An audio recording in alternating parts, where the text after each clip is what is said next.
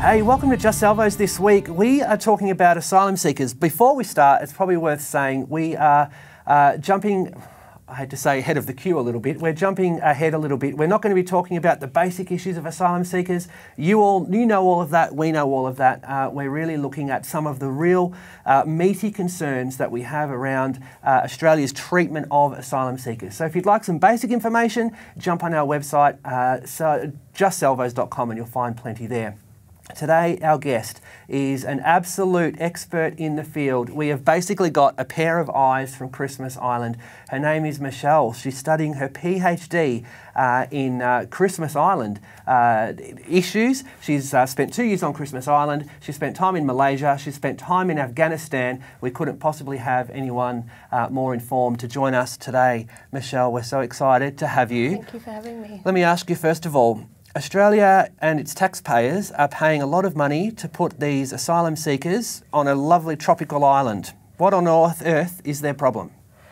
Well, the problem for asylum seekers being held on Christmas Island at the moment, they're being incarcerated in a maximum security prison that has electric fences, has microwave sensors. You know, it's severely intimidating. Now, what we need to remember is these people have been traumatised and tortured in their homelands, severe crimes against humanity, human rights violations, and then they've been sent to Christmas Island where they are receiving limited information about their future, and to leave someone in indefinite detention causes severe mental illness. And we do see that mental illness. The rates of mental illness are huge. We do. And I mean, there are some severely unwell people in detention at the moment. And the number of self-harm, attempted suicide. We've had suicides now in detention. Now, obviously, my question was playing devil's advocate. I don't think that, but it's some of the type of questions we get on our Facebook and that we hear in the community. You obviously answer that question straight away. Why are we still struggling with that issue then? Why are people still asking these questions? Well, it partly comes down to not enough public education. People don't understand what an asylum seeker is or what a refugee is and why are they here. And amongst the mainstream there has been this idea that they're jumping a queue, they're just trying to come here for work or for economic reasons. Now that's totally incorrect. Most asylum seekers I've met have said to me, we would prefer to stay in our homelands. We love our country, we just can't live there. We're constantly being threatened by persecution, by torture. So that's the reason for most people why they're coming here. They're not coming here for work. Yeah. So let's start at the start. Let's talk about somewhere like Afghanistan or Malaysia. But let's maybe start with Afghanistan and move to Malaysia. So what are the conditions like there? Why are they leaving? Well, in Afghanistan, every day when you go outside your door, you ask yourself, do I come back today? And the security situation is always fluctuating. So one moment things are fine, next a bomb has gone off or the Taliban has blocked the road. So the security situation is not constant. Now people are constantly under threat. To travel from one area of Afghanistan, say one part of Afghanistan is called Joguri. Now many asylum seekers we see coming by boat to Australia at the moment are from Joguri. Now to travel from Joguri to Kabul, the Taliban has put out letters, if we catch you travelling here, we will kill you. If we catch you with a mobile phone, we will kill you. So people are struggling for freedom of movement, and everyone's life is constantly at threat. What about the children? Are the children safe in that kind of environment, I guess, as long as they stay home, or children at risk as well? Of course children are at risk, especially girls. I mean, under the Taliban, girls are not allowed to go to school. I mean, even for a teacher to teach female students, his or her life is now at risk as well. I mean, that is something that one could be persecuted for. Haven't we dealt with the Taliban though? Wasn't that the whole point of going into Afghanistan all those years ago? The Taliban has been on the rise, and it had been reported in the last few years as some of the worst by the UN Security Council that we've seen some of the worst years of the security situation, including the Taliban. And look, I was in Afghanistan during parliamentary elections, and the Taliban basically said to people, if we catch you voting, like, we'll cut off your finger. You know, because to vote you have to put your finger in ink, and if you were seen just with ink on your finger, you could lose your hand for this. So the Taliban is on the rise, and every day is a challenge for the Afghan people. I think what I really want to stress, you know, to people watching and just, you know, the Australian public generally, is that nobody gets a choice about living somewhere. You know, that they are born into a country and that is their home. And just because we were born, say, in Australia, it doesn't mean that we have more rights than somebody who is born in Afghanistan. That's it. And I mean, that comes down to the fundamentals of human rights. You know, they're for all people. And seeking asylum is a human right that, you know, is guaranteed to all human beings. It just depends which country you seem to be seeking it in. Let's jump back to our Facebook then and say, yes, everyone has a right to seek asylum. No one probably would dispute that.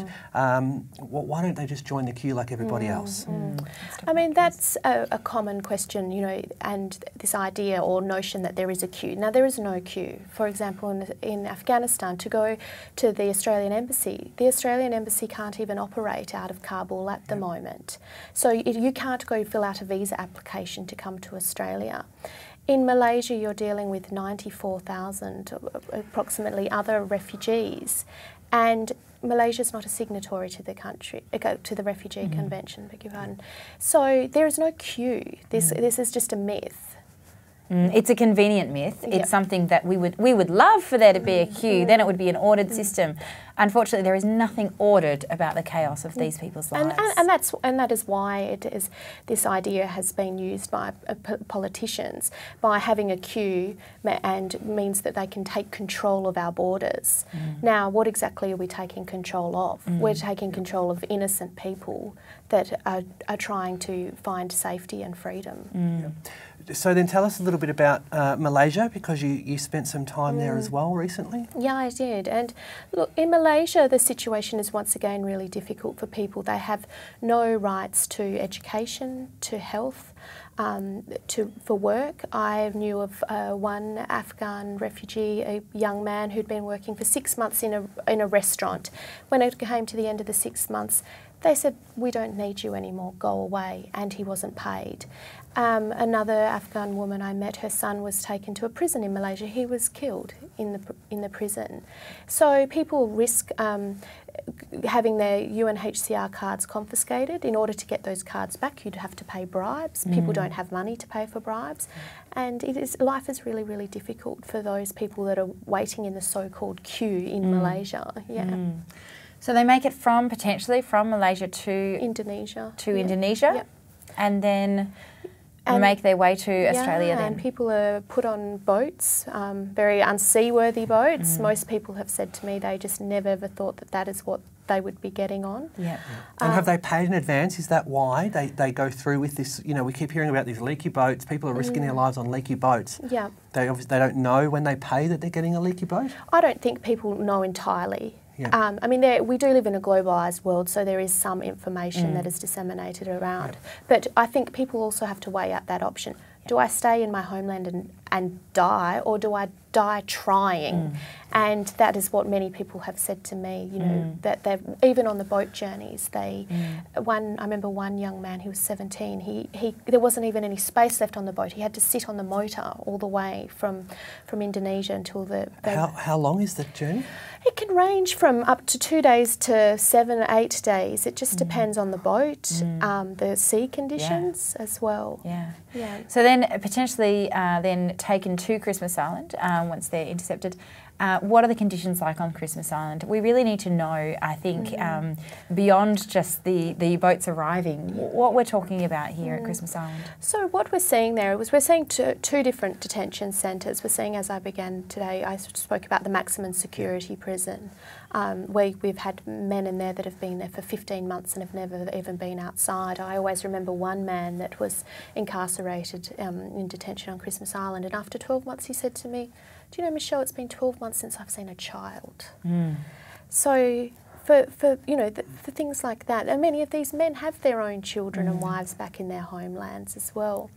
The other camp on Christmas Island was construction camp, and it was originally built to house construction workers to build the maximum security detention centre, but that's now being used for imprisoning children and families. And while it has been said that we don't lock kids up anymore, we do lock them up. Yeah, apparently about 1,500 locked up around Australia somewhere. Yeah, and I mean, if we weren't locking them up, well, then why can't they walk down the street? Yes, yeah. You know, it's interesting actually because I was talking to someone in juvenile justice and they said in order to lock up an Australian citizen that is under the age of 18 in Australia, they have to have committed some kind of heinous crime, and yet we think nothing of locking away small children. Look, in the last few months there has been a move towards putting more children and especially unaccompanied minors, so children that have come without parents, into the community, and that has had a really positive effect. And I mean the difference that makes to teenagers or children's mental health is really, really significant. Well, speaking of mental health, you spent 2 years on Christmas Island, which I'm imagining can't have been great for your own mental health, but what did you see in terms of other people's mental health in that time? Give us some sort of understanding about what the people there are actually experiencing. Well, I think the first thing is the not knowing. So that really, really destroys people's livelihoods. The lack of visitors. So there was only myself and probably a handful of other people that ever went inside the detention centre. So people don't have many links with the outside world. And we know that visits in detention in places like in Melbourne, in say Maribyrnong detention, makes such a difference to people's time. Other things like community and religious support networks. I mean, while the Department of Immigration tried to implement some of that, it was still not enough that would really help people's livelihoods. Can you just paint us a picture of what if you could create policy, if you could create a system which was fair or at least workable, what would it look like? What are some of the key things that need to change? Well, the first thing would be ending mandatory detention. We don't need it. It's not necessary. Australia is one of the few countries in the world that incarcerates detainees or asylum seekers for indefinite periods. Now, community detention has been proven that it is a much better policy, and even when people have been found not to be a refugee, they are more likely to say, okay, I'm going to return home now, because they're in a better mental state to make that decision. So the first would be ending mandatory detention. Are we at risk, though, by having them in our community? That's, again, the other criticism. Well, no, we don't know who these people are. How can we put them in our community? Well, no, we're not at risk, because before they go into community detention, they've had health checks and they've had security checks. So, you know, the idea that they could be terrorists is just ridiculous. The fact that they could be spreading diseases is just completely wrong, because all of those checks are done while they're in detention. So we can begin by having a short-term detention where those initial checks can take place. I mean, that doesn't need to take longer than a month, and then begin releasing people into community. And it is cost-effective. It is much cheaper than having people on detention on Christmas Island or in other remote locations. And the reality is, I think somewhere, over 90% of asylum seekers that enter Australia are accepted. And so what we're doing is we're essentially breeding really angry people who have, the potential of having some kind of mental illness. That's not good. That's not good economics. It's not good social policy at all. And people have said that to me on Christmas Island. They've said, what does the Australian government want? They want someone who's, in a good mental state that can contribute to society, or do they want someone who's completely been traumatised by this experience and will take a long time to recover? Something we've heard a lot of since the Malaysia deal fell over. We heard it at the start of last week on Q&A.